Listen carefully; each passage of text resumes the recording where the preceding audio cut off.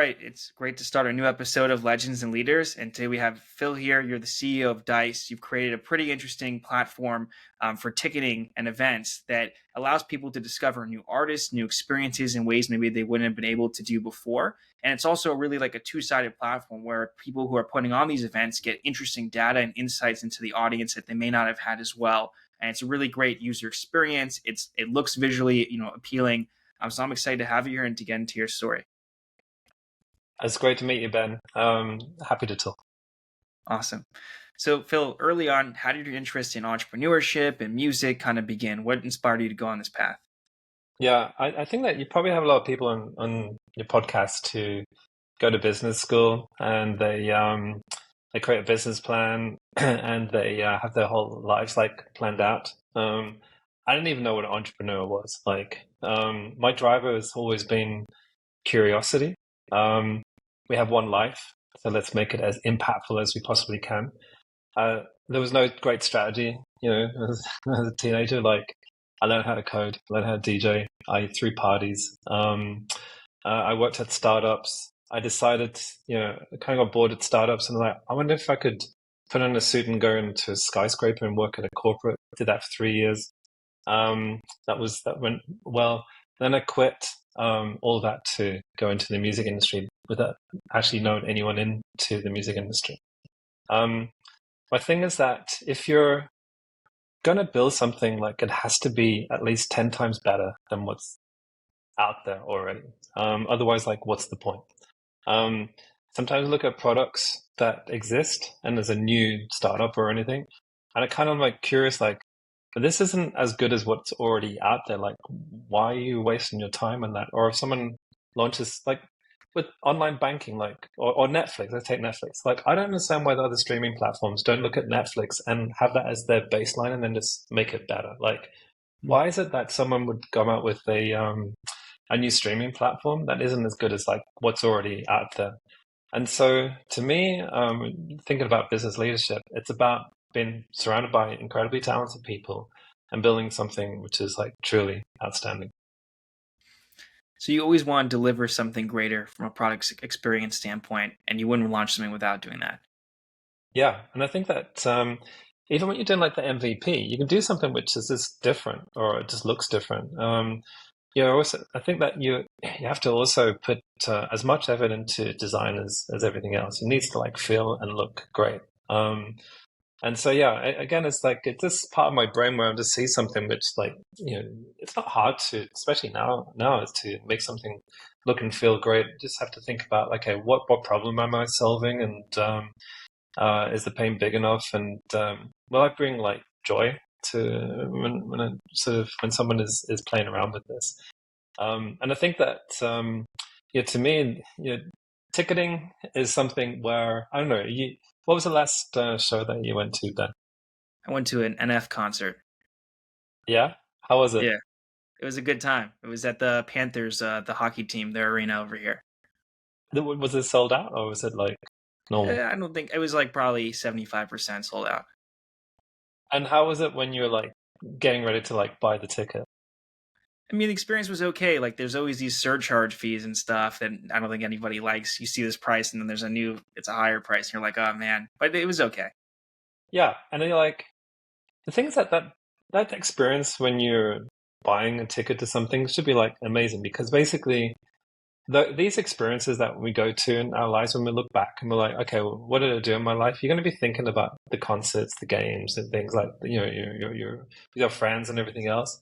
And yet the trepidation that you feel that when you're buying a ticket to something, no one's gone, I'm so excited about it. So, but yeah, going back into it is that, can we match that experience of going there and make it really fun in that anticipation period? So yeah, and buying a ticket and discovering what's going on.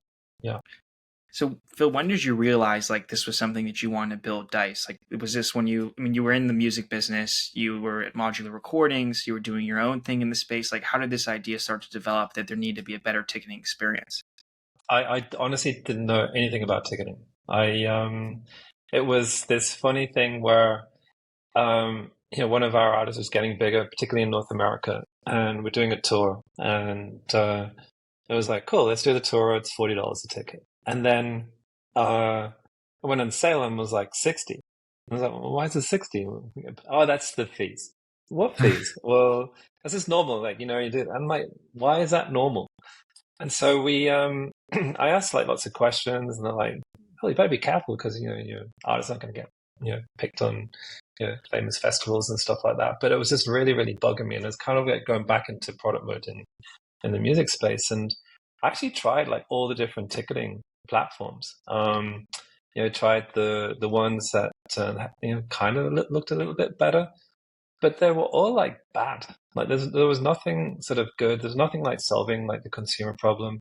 There's nothing stopping scalping. I mean, the worst thing is that we'd sell out all these shows and then the tickets be up for like $200, and the fans are getting angry at the artist, and the anger is like, "Hey Phil, like what's going on?" I was like, "I have no control over this," and it was just wild. And after a year, I was just like, "Well, if no one else is going to do this, I guess that we can just have to build it ourselves," which was the reveal, because I guess I went into the music industry not knowing anyone in the music industry, and I kind of like hid my tech past and then had to almost like reveal it again. So yeah.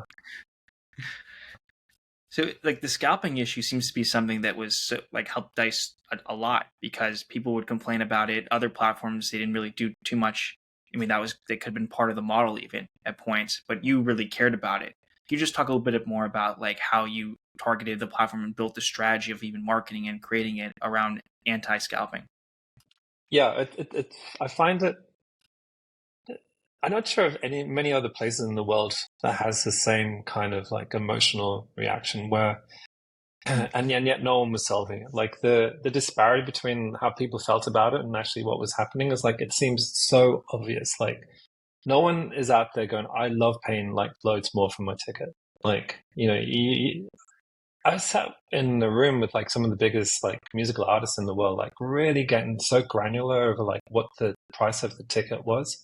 And um, the heartbreak that was created when those tickets were just sold like at multiples. And it was just such a dispiriting kind of experience. And I was like, well, what if we just stopped it? Like, what if we protected the fan, allowed, um, and created something else? Like, if you can't make the show, then cool, you just return your ticket, you get a refund, and someone picks up the ticket on Dice. And so it seemed like a really obvious thing. And maybe going back to the 10x, like I just didn't understand. Like I do understand because you make loads of money from reselling tickets, but I'm like, I actually think that you can benefit everyone and much more from the ecosystem, and make much more money from the ecosystem by treating fans right. And that's something that has been sort of proved out over the years at Dice. Like because if you're getting fans to pay a ridiculous amount of money for those tickets, they're not spending money elsewhere. But if you're building up trust with the fans, and they're going out and they know what the price is and everything else, then you're massively increasing trust and attendances. So it's that long-term fan relationship that you're really focusing on, especially as a platform too. It's like, we really care about you as a fan. Our platform does. We want you as a returning customer.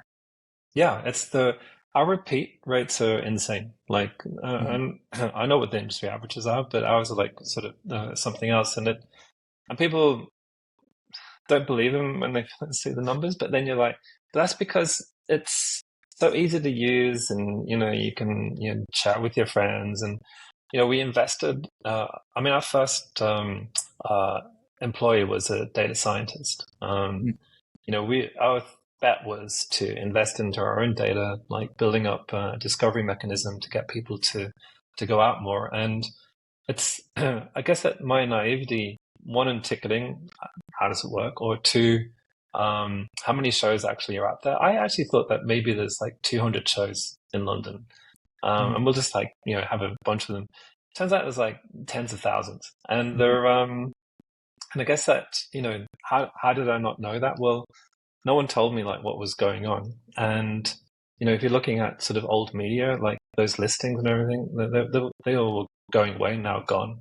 And so it's like, how do we create something similar to how streaming platforms have like the discovery? Like, how do we do it for going out and going live, and do it in a way, going back to that 10x, like our competition being Netflix, like the friction of getting someone to go out to a show versus staying home and watching a TV show, like it's high. So getting, you got to create FOMO, you got to create excitement, you got to, get people to, in that emotional moment of like when they're at the show, like to go to the next one. Like there's so many things that we love to build and have implemented that, which is very different to a transactional ticketing platform. Definitely. Yeah, and I've seen that from the experience of using it too. So why did you decide to name it Dice, and how did you come up with this like kind of character that you have as your part of your logo? Yeah, so it's two parts. So Dice was the I was thinking of a name, which we didn't want it to be like a ticketing name. Like all these ticketing companies have got like ticket something, and it's so lame. And our thing is that first of all, let's create a brand that everyone loves. Now, if you're going to create a brand that everyone loves, it needs to be like front and center. And our thing is that will people wear this like in a tote bag or a t-shirt or a hat or whatever?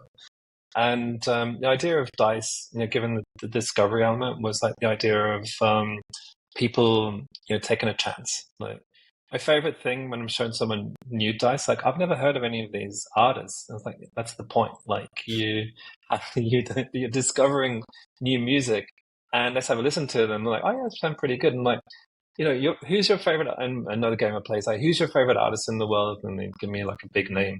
And we go into Dice and we don't have Taylor Swift, but we have all these other artists. And like, imagine you saw Taylor Swift in like a 400 cap venue, like at that time. And that's the thing that sort of really resonates. So the idea with Dice is to, throw the dice and see something that you haven't seen before and really like push that forward. I was so happy with the Dice logo. We spent time in it. And our creative director, he wanted to change the logo and do everything a couple of years ago.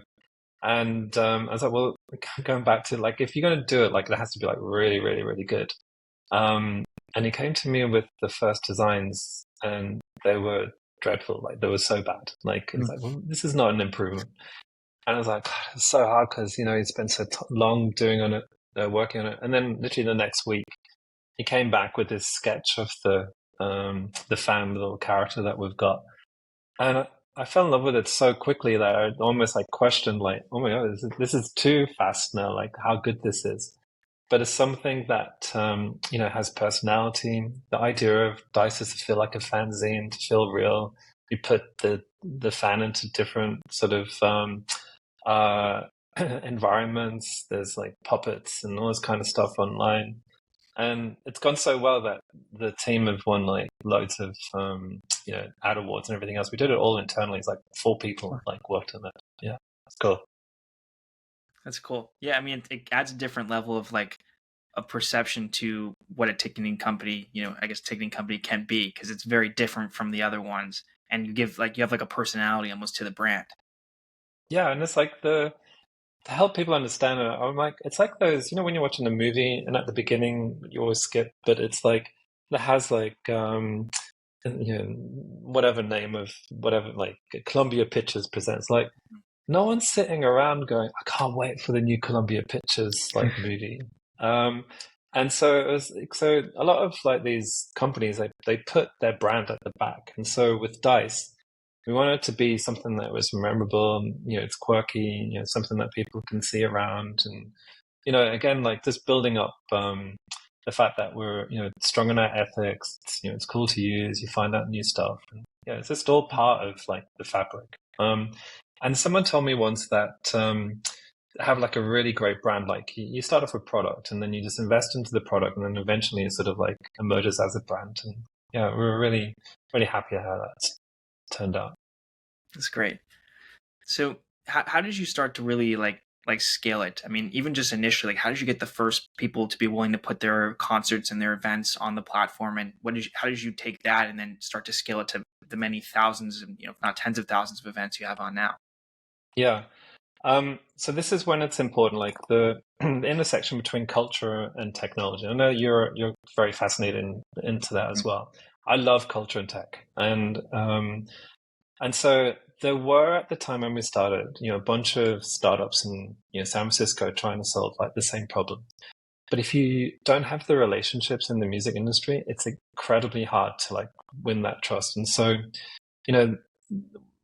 all those friendships and relationships that built up in the music industry, I called them all in. I'm like, we need to, can you put your tickets on Dice? These are the reasons that we're doing it. And because they were aligned with our ethics, because they're aligned with, how we were doing things and getting rid of scalpers and everything else, they came on board. And so now that creates a new pressure because it's like, okay, we've got to like make sure that the platform's stable. We want to make sure that we deliver on things. And so, it was funny that balance at the beginning because you've won their trust. But you're also, you're at the venue, you're scanning people, you're doing the things, you're making sure that everything is going fine.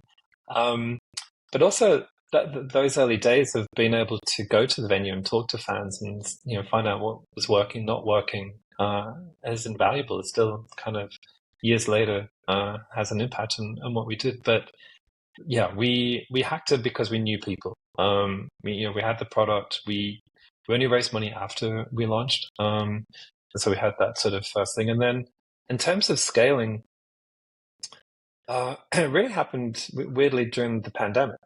So we were getting bigger and bigger and bigger. In 2019, we raised our first sort of meaningful amount of money in September 19. And then obviously, that worldwide event happened in March 2020.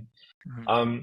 What happened was that during that time, a lot of the venues who were super busy before suddenly had a lot of time on their hands.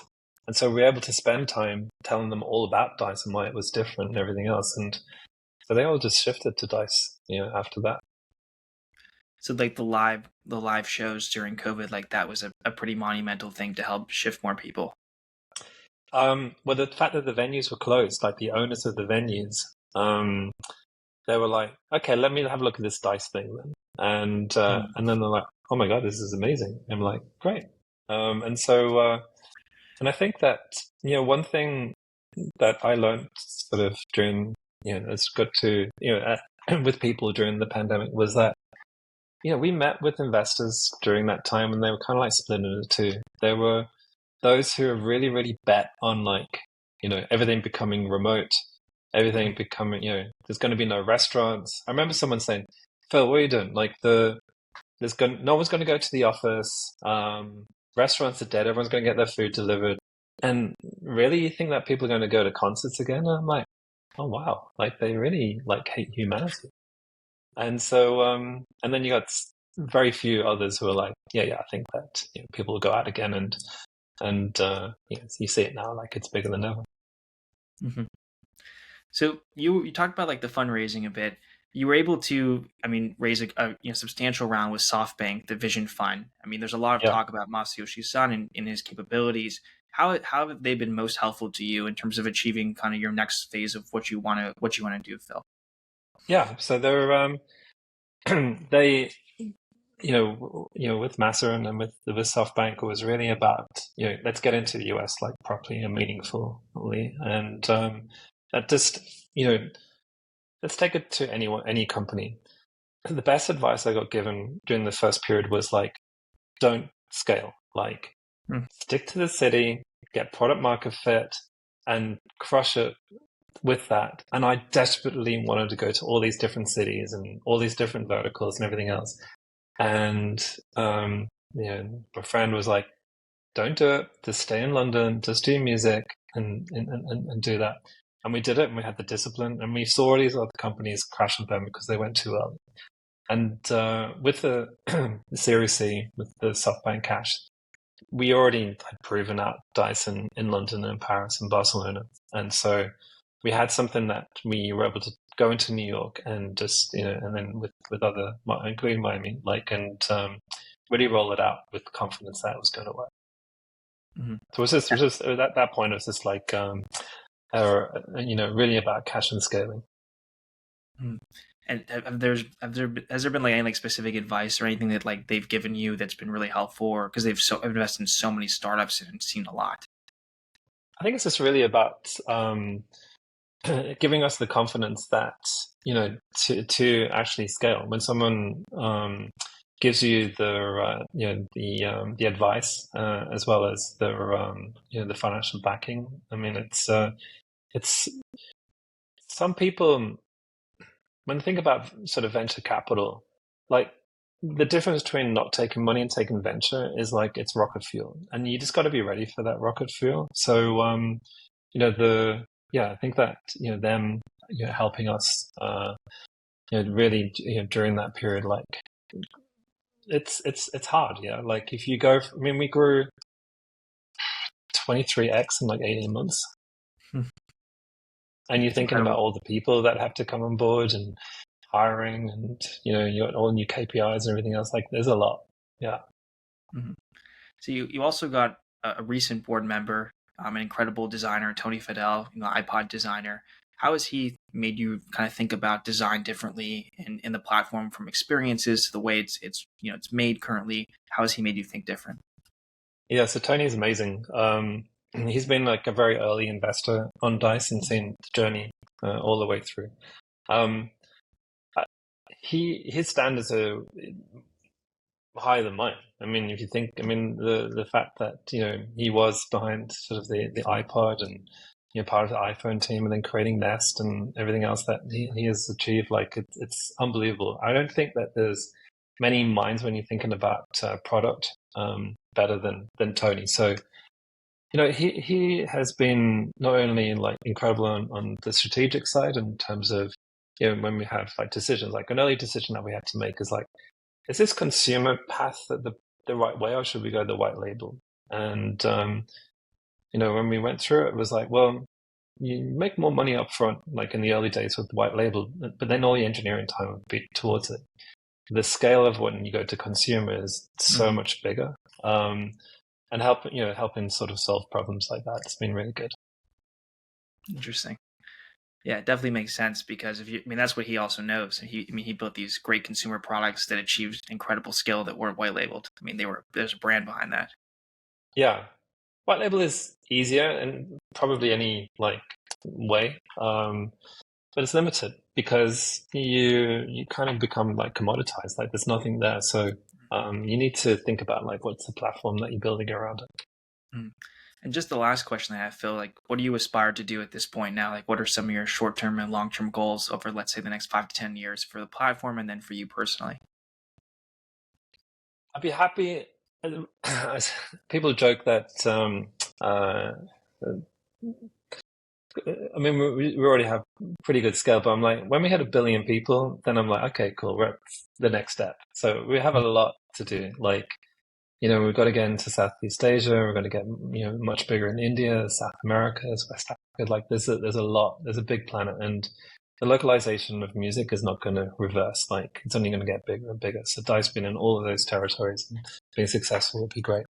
And for me, just wanting to be like an awesome, husband, dad, friend. That'd be pretty cool. Yeah, agreed.